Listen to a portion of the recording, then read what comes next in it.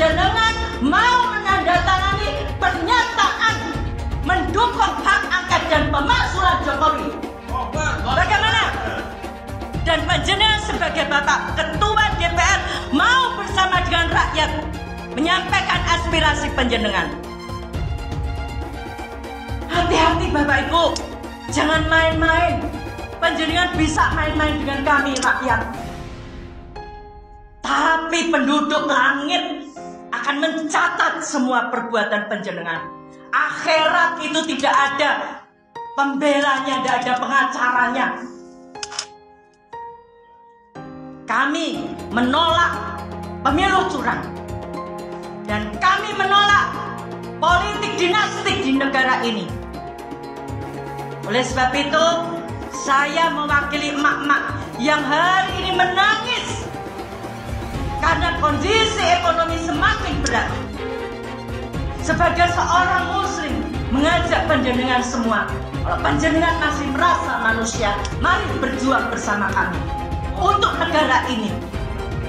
Saya takut kalau kita diserahkan pada pemimpin yang zalim. Saya adalah nabi yang memiliki mukjizat multi super telepati, yaitu di mana penglihatan, pendengaran, pikiran, rasa, dan suara hati saya terhubung secara permanen dengan manusia lainnya. Pada hari ini, setelah melewati proses yang panjang, maka tiba saatnya saya harus mengabarkan pada dunia untuk segera membubarkan agama Islam sesuai dengan petunjuk dari Tuhan Yang Maha Esa demi kepentingan seluruh umat manusia. Allahumma anzil alaihim balakal ladzi la yuradu anil qaumadz zalimin. Ya Rabb, turunkan azabmu pada Jokowi dan sekutu-sekutunya. Azab yang tidak dinikmati, yang tidak diinginkan oleh orang-orang zalim. Ya Rabb, turunkan. Allahumma ashibhim adada waqtulhum badada. Hitung jumlah mereka yang jahat, hitung jumlah mereka yang menjual negeri ini, dan habiskan mereka semuanya. Ya Rabb, anak-anakku yang beragama, yang Islam Qadiyah, tapi mereka beragama Nasrani, Katolik, Protestan, dan yang lainnya, mereka punya Tuhan. Tapi Jokowi, dia tidak punya Tuhan. Mereka punya Tuhan, tapi Jokowi, dia tidak punya Tuhan. Saudaraku, anak-anakku, saya sengaja menyempatkan datang. Usia saya sudah 74 tahun lebih 2 bulan.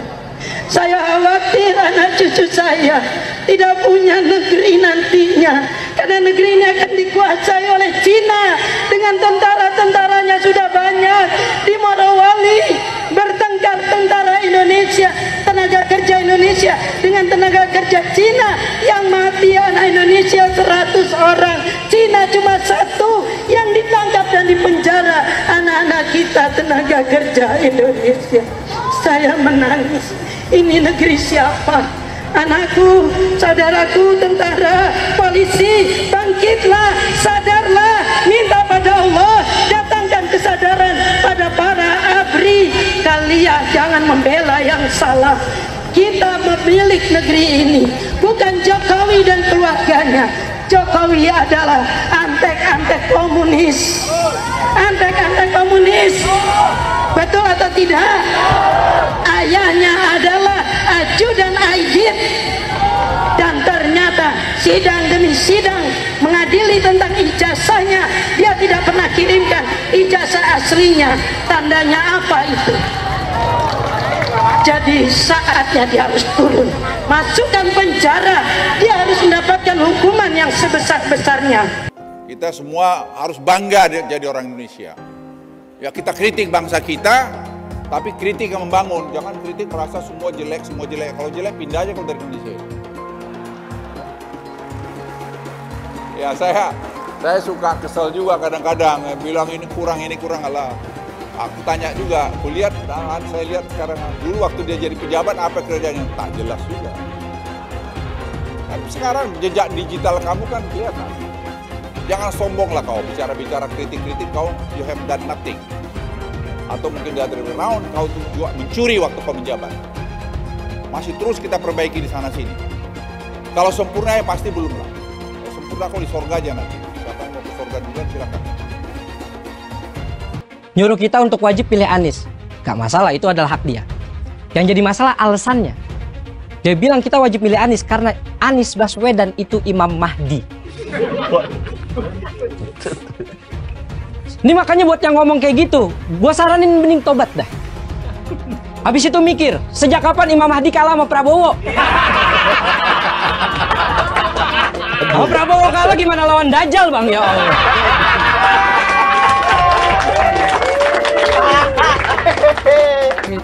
Dalam doa dari Willy Albert Malioboro, semoga tahun 2024 Pak Anies jadi presiden.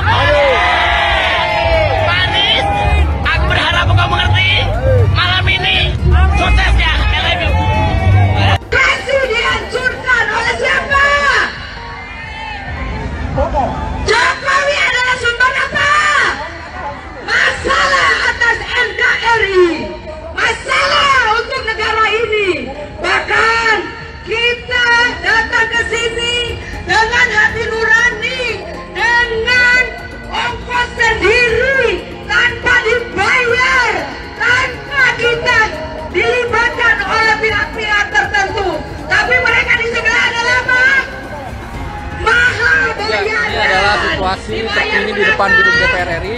Dari sekian banyak penyampaian aspirasi, dari berjilid-jilid diskusi, belum ada solusi untuk negeri ini. Maka kami emak-emak atas nama aliansi masyarakat yang peduli dengan negeri ini, tidak ada jalan lain bahwa pemimpin yang rusak, pemimpin yang tidak tahu malu, hanya satu jalan, yaitu semuanya duduk di kantor DPR itu, duduk di sana, kuasai data dan minta kepada Puan Maharani untuk bukan memakzulkan Jokowi, tetapi lengserkan Jokowi, mundur Jokowi dari sebagai pemimpin. Kalau pilih capres ini wajib, kalau tidak pilih, kalau kalah berdosa. Itu yang membuat muncul ketegangan di masyarakat. Wajibkan orang kemudian mengutip ayat-ayat dalam Al-Quran untuk memilih capres tertentu, itu sangat berbahaya. Sehingga menganggap capres saya inilah yang paling bagus.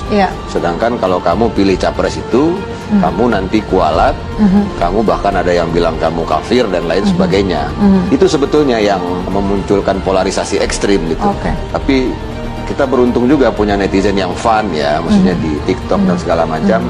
Hal-hal seperti itu dicandain aja gitu. Jadi kalimat jangan pilih saya kalau kamu tidak suka itu sering disampaikan oleh Pak Prabowo. Itu maksudnya biar kamu tidak ada paksaan gitu loh. Kalau kata Pak Prabowo itu kita pemilu ini menambah kawan baru gitu, bukan mengurangi teman. Apa gereja? Pilih abang. Kalau saya agama Islam Betawi. Kita dibohongin selama 10 tahun, pembohong lagi. Ada apa dengan gereja, Pak? Masalahnya Jokowi itu Cina banyak. Kita dibudakin zaman Soeharto, Cina lagi, jangan sampai Cina lagi. Nah, itu rasis itu. Zaman Soeharto nggak ada kecurangan sah. Presiden, ini pembohong. Bohongin rakyat tau nggak? Kita akan mendeklarasikan kemenangan Amin dengan perincian sebagai berikut. Anies mendapatkan suara 54%.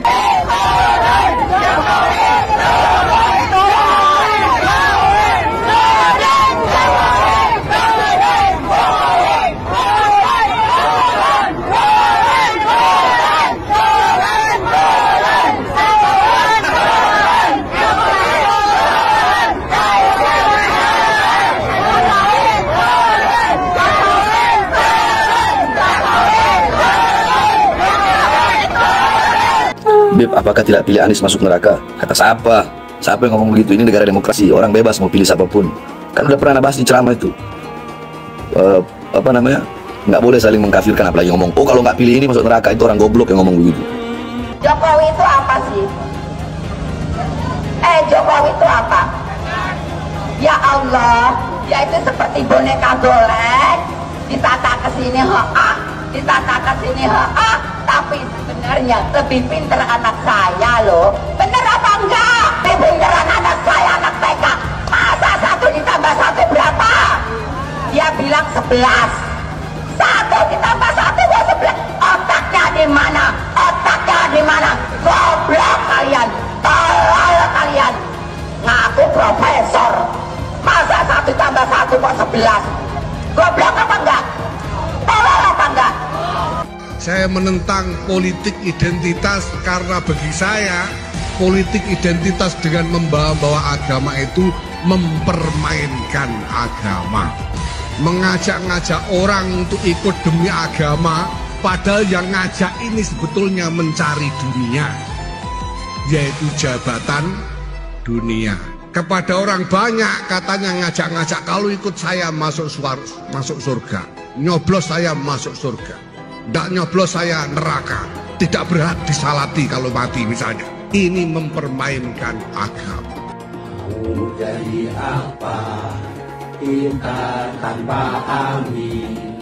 Mau jadi apa kita tanpa amin? Mau jadi apa kita semua tanpa amin? Apa kata dunia Indonesia tanpa amin? Alhamdulillah pada alamin. Emang yang punya surga kelompoknya pendukung Pak Anies? Hah? Iya. Ngapain lama-lama di dunia? Ngapain? Kalau katanya dijamin masuk surga, pihak kami 01 sudah menang, tapi dikebongkan. Biadab KPU, biadab KPU. Jangan pengadab KPU. Kalian keluar. Jangan jadi pecundang. Kalian tuh pecundang. Kemarin 2019 kami asli membela Prabowo, kami jadi gembel, kami tidur di jalanan pakai kardus, tapi aku perjuangkan. Dia akhirnya masuk ke tumberan yang sama. Dia apa? Dia nggak tahan dengan oposisi.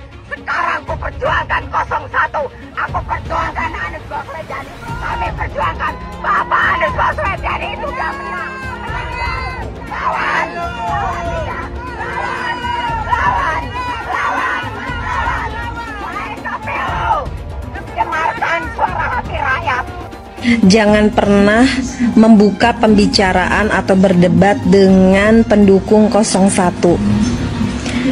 Karena capek, beneran capek. Mereka itu kalau berdebat nggak apple to apple, selalu bawa-bawa agama. Seolah-olah mereka mengkotak-kotakan dirinya sebagai pendukung dengan agamanya yang kuat dan lebih soleh daripada pendukung paslon-paslon yang lain. Jadi kan percuma ya, kalau kita berdebat pun tidak debat yang nyambung. Kan mereka ini kemarin bilang bahwa Anies Baswedan ini Imam Mahdi. Terus kemarin kampanye juga bilang bahwa malaikat Jibril sudah merestui Anies Baswedan ini sebagai hambanya Allah yang ditunjuk untuk memimpin negara ini. Nanti lama-lama mereka dipanggil sama malaikat Israel. Suara Anda jangan mau dibeli, itu menguntungkan oli. Marilah kita tegakkan demo. Indonesia bukan milik dinasti. Indonesia bukan milik. Gak belok. Gak milih Anies masuk neraka. Ya, emangnya Anies malaikat? Emangnya Anies Allah? Dia juga belum tentu di belakang kita mah. Kan ya, anaknya aja boro-boro pakai jilbab, Ibu. Anaknya aja nggak pakai jilbab. Iya. Nih, masalah surga dan neraka hanya Allah yang tahu. Barangkali jangan salah, Prabowo kan haji. Jangan merasa dia paling hebat. Jangan jual-belikan agama. Kita capres-capres aja. Nasional. Tadi viralin. Gitu. Indonesia aku maju. Bisa aja ya nggak? Sekarang berubah, apa yang dirubah? Purwakarta ya Purwakarta aja, nggak bisa ada jadi yang lain-lain. Harus maju, bukan dirubah, dimajukan, ya nggak? Capek-capek belajar agama, capresnya Imam Mahdi. Bener-bener aja, rugi dong. Yaitu Abah mengutus 1000 malaikat. 1000 malaikat. Dari 1000 malaikat yang satu malaikat membawa 1000 malaikat. Berapa itu di sebelahnya? 1 juta. Kita akan mencoblos pilihan Allah dan Rasulnya. Siapa Imam Mahdi? Profesor Dr. Anies Rashid Baswedan. Itu Imam Al-Mahdi. Al-Imam Al-Mahdi 2024 memenangkan Anies Baswedan. Kenapa? Imam Mahdi. Semua sedunia kalau haram tidak mendukung Anies untuk Presiden Indonesia 2024, Dajjal. Kalau tidak memenang Anies Baswedan untuk Presiden, Dajjal. Catat itu, amin menang wajib, amin kalah dosa. Secara eksplisit ditulis dalam Al-Quran. Quran surah Al-Qasas ayat 26, Quran surah Asy-Syu'ara ayat 107, 125, 143, 162, 178, 193. Quran surah Ad-Dukhan ayat 18, ayat 51, Quran surah At-Takwir ayat 21, dan Quran surah At-Tin ayat 3. Tepuk tangan untuk kemenangan amin. Amin menang, amin kalah. Catat itu, amin menang wajib, amin kalah dosa. Kata amin disebut 14 kali di dalam Al-Quran, terdapat di dalam 8 surah. Insya Allah ini menjadi isyarat bahwa pada tanggal 14 Februari 2024 Bapak Anies akan menjadi presiden yang ke-8 dan Pak Muhaimin akan menjadi wakil presiden yang ke-14. Tepuk tangan. Amin menang, amin kalah dosa. Hidup amin, hidup amin, caplos amin, menangkan amin, amin menang 1 putaran, amin, amin, amin menang wajib, amin kalah dosa, amin menang, amin kalah dosa. PKB sekarang, PKB-nya itu yang diambil Muhaimin Iskandar dicuri. Yang sudah mendukung Anies sebagai presiden harus dipertanyakan keislamannya. Hamba itu namanya Anies Baswedan. Dia akan panggil malaikat Jibril. Wahai Jibril, aku mencintai hambaku yang insya Allah namanya Anies Baswedan.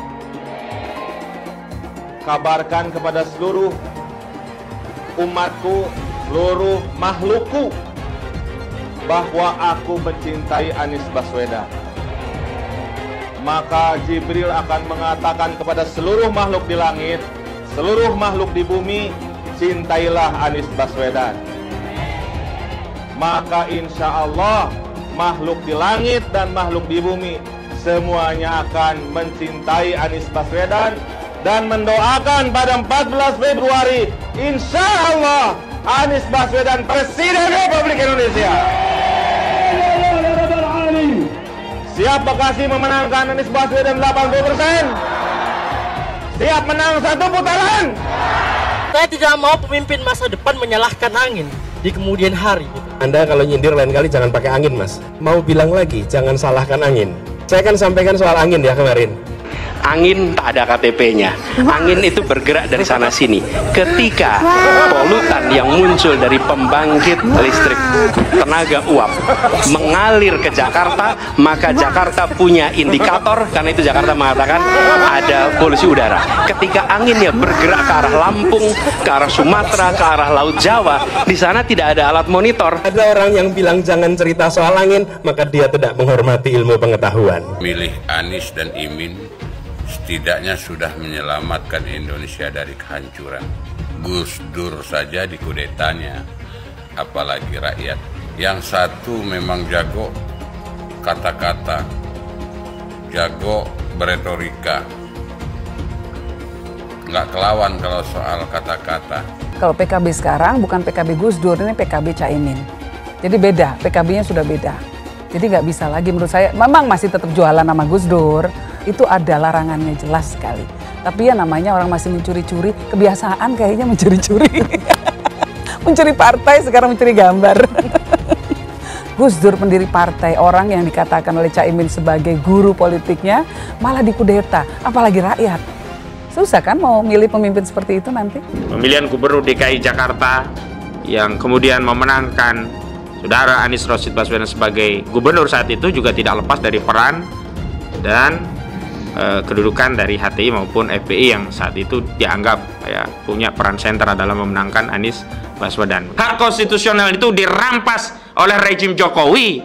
Kemudian ketika bergulir kekuasaan baru, ada presiden baru, dari Hizbut Tahrir Indonesia dan Front Pembela Islam menuntut kembali haknya, hak konstitusionalnya. Dan kemudian ketika mereka berkuasa, presiden yang didukung Nasdem itu berkuasa, dikembalikan, direstorasi gitu loh. Lah ini wajar. Jadi SKBHP HTI dikembalikan, ya SKTP dikembalikan, kemudian kita hidup damai, HTFPI ya dikasih porsinya. Apa porsi HTFPI? Pengen ada kadernya jadi menteri. Apa sih salahnya kita umat Islam mengatur negeri ini dengan syariah kita? Belum lama ini ada kabar yang seram terkait ormas terlarang yang selama ini dikabarkan dekat dengan Anies Baswedan.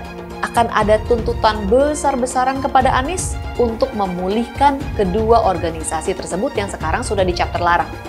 Maksudnya, jika Anies jadi presiden, dia kan akan punya kewenangan untuk kembali memberikan izin pada ormas terlarang itu. Karena mereka ini sudah berjuang habis-habisan untuk mendukung Anies.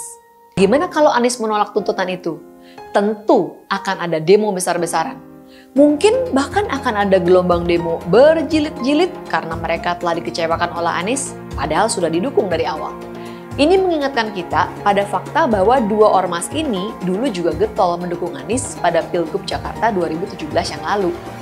Mereka memobilisasi massa dengan menggunakan politik sara, sehingga akhirnya Ahok kalah karena gempuran kekuatan politik identitas itu. Jangan sampai Indonesia jatuh ke tangan pembohong. Jangan sampai Indonesia jatuh ke tangan Anies Baswedan. Anies pintar asumsi bukan pintar bicara, tidak pintar kerja. DKI Jakarta sudah menjadi parameter Anies tidak pantas jadi presiden. Saya mensyukuri kenapa kalah, kenapa ditahan. Saya bersyukur atas itu semua. Saya coba bayangkan ya, kalau seandainya waktu itu kita menang gitu ya, hari ini belum tentu kita bisa nikmati seperti ini. Kita bersyukur 5 tahun Tuhan izinkan kasih ke orang yang pintar ngomong untuk kerja. Coba kalau kita bayangkan gitu ya, kalau kemarin saya masih jadi gubernur, ini saya udah turun ini. Tapi yang pintar ngomong itu dikira orang hebat kan? Ini lebih berbahaya tahun 2024. Langsung ketahuan karakternya. Langsung ketahuan itu. Di saya juga ada kutipan Pak di kamar saya Pak. Tulisannya, Jakarta telah mengambil keputusan yang fatal. Anies bilang dia akan membuka lapangan kerja. Yang dulu janjinya 200.000 lapangan kerja. Ternyata cuma omong kosong, alias cuma janji palsu.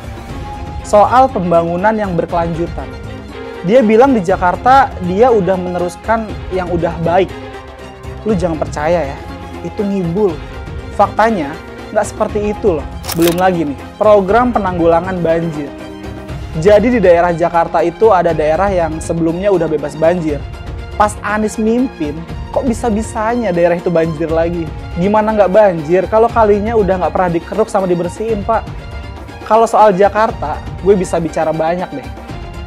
Jadi gue saksi bobroknya kepemimpinan Anies di Jakarta. Dan gue bisa pastiin, omongan manisnya Anies soal apa yang dia lakukan waktu mimpin Jakarta itu banyak ngibulnya. DKI yang kita harapkan, Anies Baswedan yang begitu jelas Islamnya. 4 tahun 8 bulan jadi gubernur. Mana peraturan pergub saja yang melarang miras? Mana perda Islam apalagi? Yang akhirnya tidak berani juga menegakkan hukum. Banjir tetap banjir, macet tetap macet, kriminalitas Jakarta. Anda tahu, 2 menit sekali terjadi pencurian. Sekarang orang sedang euforia, dia mau dicapreskan. Bagaimana umat terjebak lagi, bodoh lagi, masuk lagi. Kalau misalnya memang Anies itu mau maju dan dia tekad mau menegakkan hukum Islam dan menyatakan perlawanan, saya penuh. Tapi dia tidak lakukan itu. Bapak politik identitas Indonesia Anies Baswedan, Bapak intoleransi Indonesia Anies Baswedan.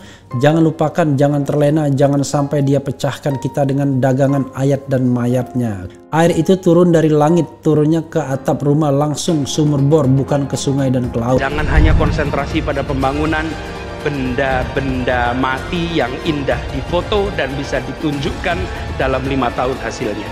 Kalau kita mau menilai sebuah janji, maka lihat janjinya atau lihat kenyataannya. Dulu janjinya apa ya? Dan ini aneh, betul-betul aneh.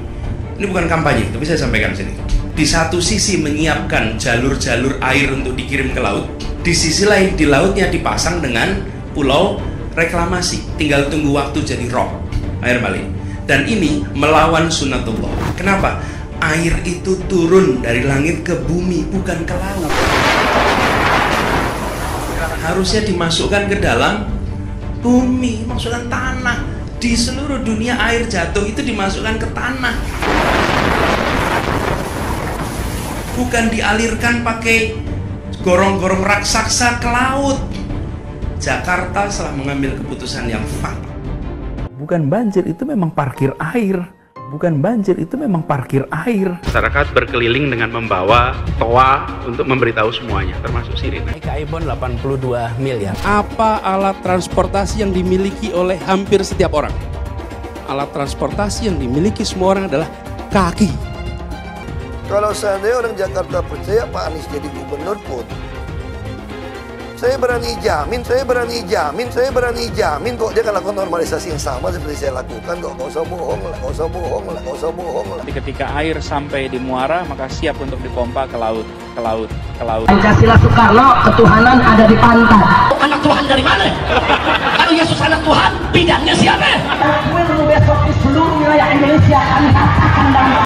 Iblis hanya menggoda orang yang beriman. Makanya jarang-jarang orang kafir kerasukan setan. Yang kerasukan setan itu orang baik-baik. Jarang, saya belum pernah nengok Cina kerasukan setan. Pernah tak Ahok itu kerasukan setan? Enggak, setannya juga. Karena sesama setan dilarang saling menggoda. Karena di salib itu ada jin kafir. Haleluya. Kepalanya ke kiri apa ke kanan?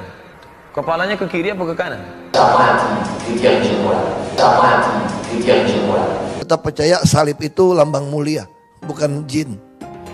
Kok ketawa? Aku nggak nyindir siapa-siapa loh. Saya nggak pernah mundur untuk kebenaran, keadilan, kejujuran dan peri kemanusiaan. Gue nggak pernah mundur. Dan gue nggak pernah takut juga sama lu. Siapapun yang rasis, gue akan hadapin. Karena rasis itu tidak berperi kemanusiaan. Sama saya ditanya dulu kan, kamu nyesel nggak statement kamu di Pulau Seribu sehingga masih masuk penjara? Tidak pernah nyesel. Karena saya mengatakan kebenaran. Anies menuduh Jokowi melakukan penjagalan. Padahal Anies lupa pada rekam jejaknya sendiri di tahun 2017, di mana Anies melakukan penjagalan terhadap Ahok. Semua cara dilakukan, termasuk melakukan politik identitas berbasis agama, sampai-sampai menggunakan kelompok FPI, HTI, dan kelompok intoleran lainnya. Sudah barang pasti, Anies tidak akan melanjutkan program-program Jokowi. Legasi-legasi dari Pak Jokowi akan dihancurkan oleh Anies. Programnya akan diacak-acak oleh Anies Baswedan. Lihat Jakarta, hancur semua. Semisalnya Anies menang, maka Ibu Kota Baru atau IKN nggak akan jalan. Pembangunan akan di-stop. Kita bisa melihat rekam jejak Anies saat menjabat di Jakarta selama 5 tahun. Tidak ada satupun janji yang dipenuhi dan tidak ada kinerja yang bisa dibanggakan. Dari DP 0%, GOC, kelebihan bayar, Formula E, banjir, sumur resapan, jalan rusak, dan gonta-ganti nama jalan. Jika Anies menang, maka FPI dan HTI, Ormas Khilafah, akan kembali. Apa kita mau Pancasila diganti oleh Khilafah? Bagian Indonesia Timur yang mayoritas non-muslim pasti tidak akan setuju dengan Khilafah. Mungkin Indonesia akan bubar jika Anies memimpin. Perkataan Ahok sudah terbukti dan Jakarta sudah menjadi korban. Jangan biarkan Indonesia menjadi korban kibulan Anies Baswedan.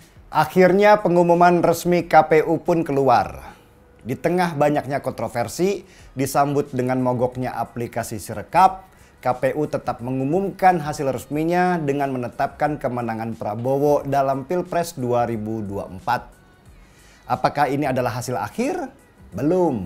Karena Anies dan Ganjar sudah sepakat untuk membawa kecurangan dalam proses pemilu ini lewat hak angket dan ke Mahkamah Konstitusi.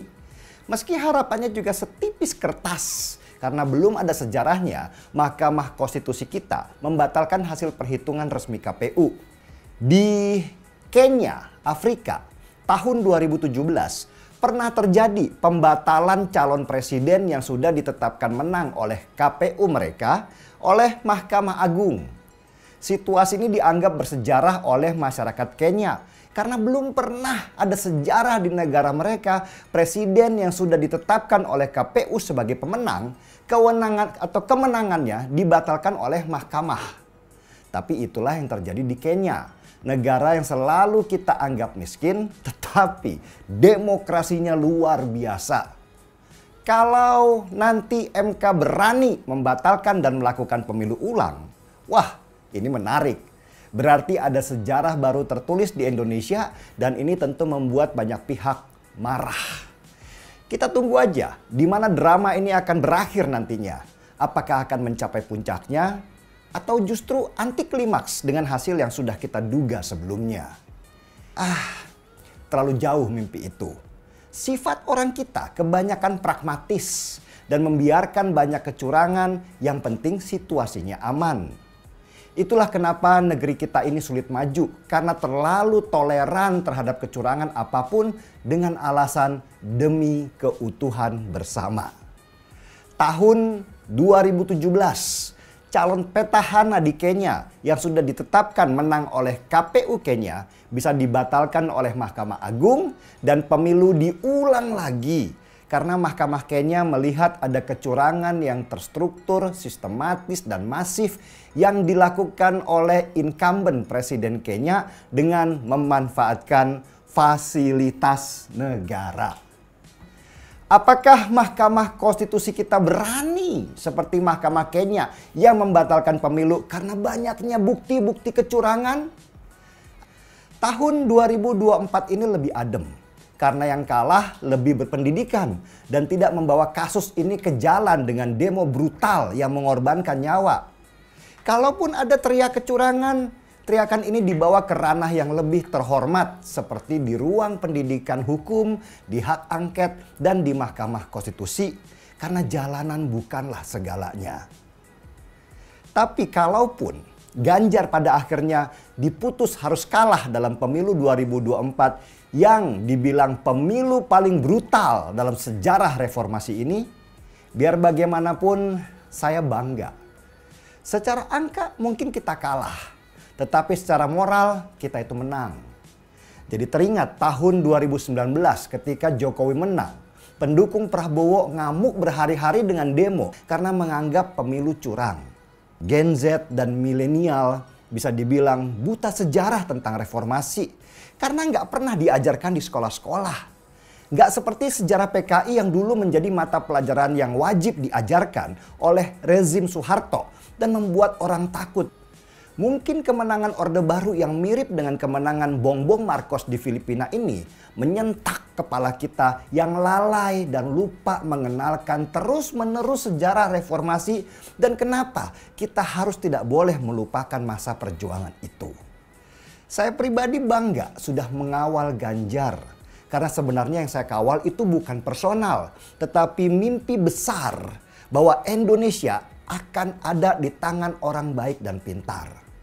Selain itu, saya juga mengawal agenda reformasi yang sudah diciptakan oleh mahasiswa di tahun 1998. Kalaupun sekarang ini kalah dan Orde Baru muncul kembali, mungkin itu pembelajaran buat bangsa Indonesia tentang betapa pentingnya mata pelajaran sejarah supaya kita tidak lupa jati diri bangsa. Yang ingin saya sampaikan pada Pak Ganjar dan Pak Mahfud, tetaplah berjuang sampai akhir di hak angket dan Mahkamah Konstitusi. Meskipun banyak orang yang mencibir. Karena gugatan di Mahkamah Konstitusi itu penting sebagai sejarah juga. Bahwa kita pernah punya masa kelam di mana dalam sebuah kompetisi nasional ada wasit yang berpihak pada salah satu kontestan. dan kemenangan dengan kecurangan menjadi hal yang dibanggakan. Di tengah-tengah rayuan untuk berpihak pada Orde Baru, saya pribadi tetap berpihak kepada agenda reformasi. Orang bilang saya bodoh karena nggak berpihak pada calon pemenang. Apalagi Jokowi mendukung Prabowo sebagai presiden. Tidak, bukan itu. Bukan kalah dan menang ukurannya. Ukurannya adalah apakah akal sehat dan hati nurani kita berfungsi ketika menonton adanya kesalahan seperti yang terjadi dalam kasus batas usia di Mahkamah Konstitusi. Nggak ada kebenaran ketika diawali dengan kesalahan. Kesalahan akan menciptakan kesalahan-kesalahan lainnya. Begitu juga sebaliknya. Perjuangan itu tidak pernah ada kata sia-sia. Perjuangan hanya membutuhkan waktu saja untuk memperlihatkan hasilnya. Yang saya yakin Tuhan selalu mengajarkan kita dengan peristiwa dan membentuk pemikiran kita dengan peristiwa-peristiwa juga. Dan terima kasih teman-teman yang sudah ikut mengawal. Salam hormat. Jokowi takut legasinya dirusak Anies Baswedan. Lihat Jakarta, hancur semua. Lihat saja misalnya di Jakarta. Anies menghancurkan semuanya. Legasi-legasi dari Pak Jokowi akan dihancurkan oleh Anies. Programnya akan diacak-acak oleh Anies Baswedan. Wajar-wajar saja jika Jokowi dalam pusaran ketakutan ketika masa kekuasaan berakhir di tahun 2024. Sudah barang pasti Anies tidak akan melanjutkan program-program Jokowi. Semisalnya Anies menang, maka Ibu Kota Baru atau IKN nggak akan jalan. Pembangunan akan di-stop. Legasi-legasi Jokowi akan hancur. Anies menuduh Jokowi melakukan penjagalan. Padahal Anies lupa pada rekam jejaknya sendiri di tahun 2017, di mana Anies melakukan penjagalan terhadap Ahok. Semua cara dilakukan, termasuk melakukan politik identitas berbasis agama, sampai-sampai menggunakan kelompok FPI, HTI, dan kelompok intoleran lainnya. Anies Baswedan sampai nekat berkoalisi dengan ormas preman berjubah agama. Di tahun 2024, Anies Baswedan akan kembali menggunakan strategi di tahun 2017. Kelakuan-kelakuan relawan Anies yang menjalankan strategi ini masih pakai pola yang lama. Pola yang lama berupa membangun opini negatif terhadap pemerintah dan Komisi Pemilihan Umum. Curangan Anies lainnya adalah melakukan kampanye sebelum waktunya, di mana dia mengganti namanya menjadi head start untuk membingungkan publik.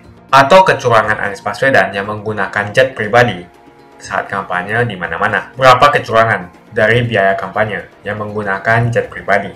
Apakah ini datang dari korupsi BTS yang dilakukan oleh Menkominfo dari Partai Nasdem? Tak main-main kecurangan maling atau korupsi yang dilakukan oleh Johnny G. Plate adalah sebesar 8 triliun rupiah. Suka tidak suka, senang tidak senang, sadar atau tidak sadar, pola Anies Baswedan ini sudah basi.